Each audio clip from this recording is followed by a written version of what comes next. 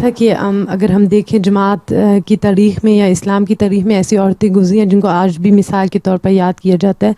تو اگر ہم خود دیکھیں کہ حضرت مسلم عورت نے جب لجنہ مائلہ کی تنظیم کو قائم کیا تھا اور کیا شرائط یا کیا توقع ہم سے رکھی تھی، اور ہم دیکھیں کہ آج ہم کدھر ہیں، تو ہم جب کمپیئر کریں ان عورتوں سے جو ہمارے پہلے گزری ہیں تو ہم میرے خیال سے بہت پیچھے ہیں. تو ہم کس طرح ہم کس طرح سے اپنے آپ کو کہ ہمیں بھی ہماری نسلیں جو بعد میں بیٹھ جاؤ. یاد کریں.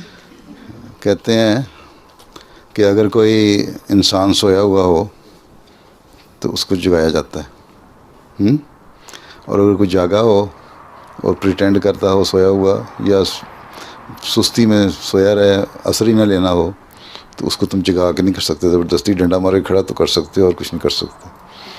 جہاں تک جگانے کا سوال ہے، بتانے کا سوال ہے، ہر خطبے میں، ہر لجنہ کی تقریر میں، ہر جلسے میں یہی باتیں بتاتا ہوں کہ یہ باتیں ہیں، اس طرح کرو تو تم لوگ اپنے آپ کو تبدیل کر سکتے ہو.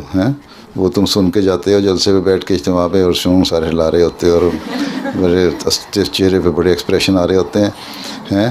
اس کے بعد جو ہی میں وہاں سے نکلا، ہال سے باہر ہوا، شرنا پتہ نہیں لگا کہاں گیا. کینیڈا میں گیا تو جرمنی کی مثالیں بھی ہیں. کینیڈا کی مثال مجھے اس وقت فوری یاد آ گئی. میں نے پردے کے اوپر کہا کہ تمہارا پردہ کس طرح ہوتا ہے، یہ حیا دار لباس ہونا چاہیے. اصل حدیث میں آیا ہے کہ الحیاء من الایمان، کہ حیا ایمان کا حصہ ہے. اور سر کم از کم ڈھانپو، تم اس ماحول میں رہو گے نہیں تو پھر آگے نسلیں بھی بگڑ جائیں گی. عورتوں کو خاص طور پہ خیال رکھنا چاہیے. اس کے بعد میں چلا گیا باہر، مردوں کی طرف گیا، نماز پڑھ کے واپس آیا ہوں. تو باہر 15 منٹ بھی نہیں گزرے تھے، 20 منٹ، آدھا گھنٹہ گزرا ہوگا نماز جانے میں اور نماز پڑھا کے واپس آنے میں.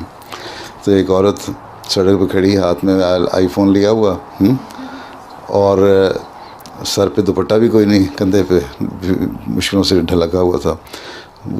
برقع والا کوٹ بھی نہیں کوئی پہنا ہوا تھا، یا کوئی چادر بھی نہیں چھوڑی ہوئی تھی کہ چلو کہتے ہیں کہ اپنے جسم کو ڈھانکا ہوا ہے. اور وہ فون تصویر میری کھینچنے کی کوشش کر رہی ہے، ساتھ مجھے ہنس کے ہاتھ ہلا رہی تھی. تو یہ اگر حیا کا معیار یہ ہو جائے کہ آدھے گھنٹے کے بعد بھول جانا ہے، تو پھر کیا کیا جا سکتا ہے. ٹھیک ہے، تو یہی باتیں جو ہے نا یاد رکھا کرو، تقریروں میں یاد رکھا کرو.